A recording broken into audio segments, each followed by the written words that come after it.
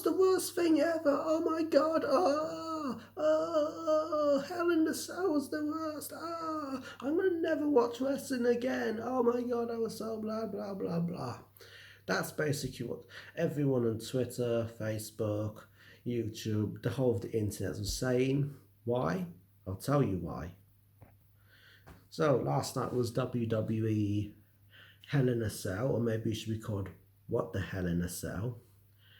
Right, before we get to the main event match, the show started off good enough with Becky Lynch against Sasha Banks in a Hell in a Cell match, and it was actually really good. One of the better matches of the year, I think. People can bitch all they want, but this was a good match. Very good. They used to show what you can be done in a Hell in a Cell. We had chairs, kendo sticks, tables, ladders, one bit of a little chair being set up on some kendo sticks. It was fucking brilliant. In fact, you could say about this whole show was a good showcase for women's wrestling because only the women's matches were any good. Well, we get to that, but Becky got the win. It was a very good match. Next, we had Battle of the Bearded Man, as we had Luke Harper and Eric Rowan's against Reigns and Bryan. This too was quite a good one. So I thought it'd be a load of old shit, but yeah, it was a good match. Daniel Bryan's good now, and him and Roman Reigns are friends, so that's nice. It's nice. After that, we had a tag team match.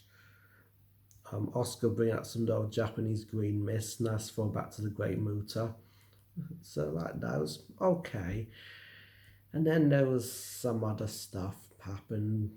Let's be honest, the first hour of the show was good. Then it was about 2.5 hours of nothing of interest. It's more like an episode of Raw. Lots of fillers, lots of slow matches.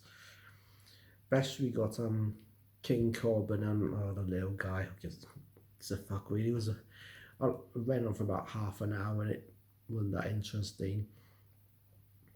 Also, Charlotte won the women's belt for the 10th time. This should feel like a big deal, but it was just like, yeah, she won that. Anyway, forget all that. Let's get to the main events. The Hell in a Cell match between The Fiend and Seth Rollins.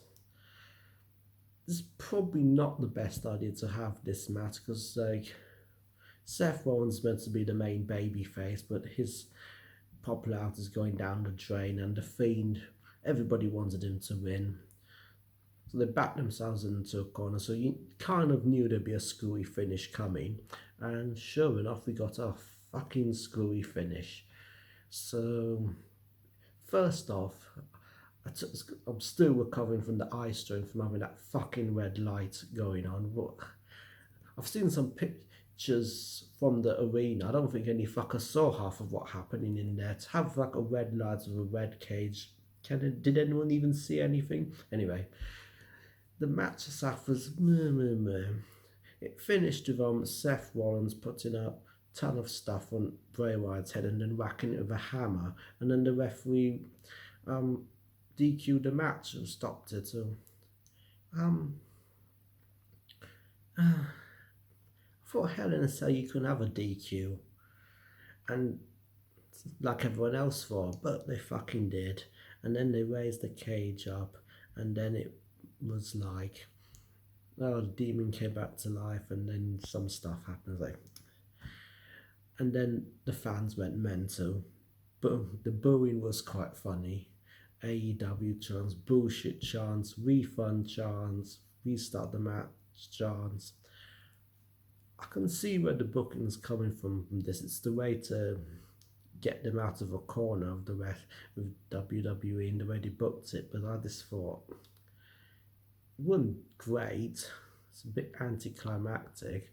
I think the reaction on the internet's been a bit over dramatic. Seriously, if you just look on Twitter for Hell in a Cell, you'll see, I'm never watching wrestling again. I'm never watching WWE again. That's the worst. How can you have a DQ in a Hell in a Cell match? So see, that the people don't get is the fact that there's a demon wrestling, not bothered by that, but the DQ, oh no.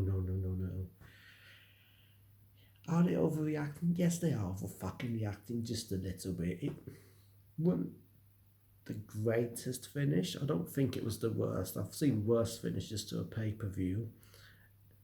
But the bunch of whining bitches that are wrestling fans, let's be honest, they do whine. This wasn't as bad as the way Kofi Kingston lost. That was a piss take. I'm not sad that Kofi lost, but have him lose in 9 seconds, that was a bit silly. This, it wasn't great, but it's not as bad as everyone's made out to be. Maybe people should just fucking get a grip. I don't know. Where do we go on from this? Well, they've completely fucked Seth Rollins as a hero because he's just going to get booed to shit now no matter what. He's basically the new Roman Reigns. And the Fiend, well, does that make him the people's champion? It is fucked. But yeah, what they're going to do from now on, well, probably never mentions again and just move on. That's what they normally do. Have a build up for a month for a match, and then obviously match happens, and let's just forget it ever happened the next day. Probably this, yeah, Monday in the morning we talk about Tyson Fury. Just forget that ever happened. The Hell in a Cell. What did you think of it? I know what you're gonna fucking say. You're gonna moan like bitches, but comment below and remember to subscribe. I'm Julian from Furry Club. Goodbye.